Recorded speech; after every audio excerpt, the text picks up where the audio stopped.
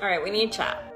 So today there was a press conference with the United States government, and a reporter had asked, will the US state that we are in a recession once the GDP numbers are announced next week?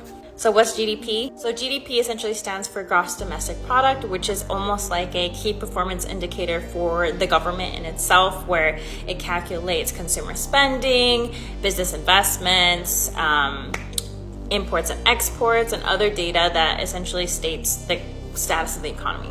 Now, why is this important? This is important because the definition of a recession states that if GDP falls for 2 consecutive quarters, we're in a recession.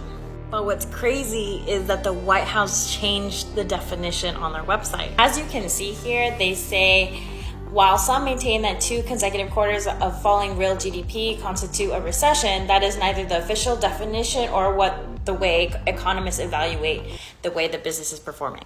They see the government as a business. This is crazy because economists aren't going to change the definition of a recession overnight, and textbooks still state that if the GDP falls for 2 consecutive quarters plus other data, we're in a recession. In this current economy, we have high inflation, which is over 9%.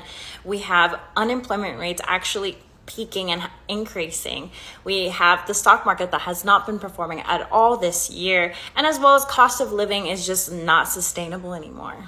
But the government doesn't want to state we're in a recession, and I know why. Because if the government states that we are in a recession, the stock market will tank again, which then it would impact all those public companies that are trading. They won't have enough equity to pay for their bills and their debts.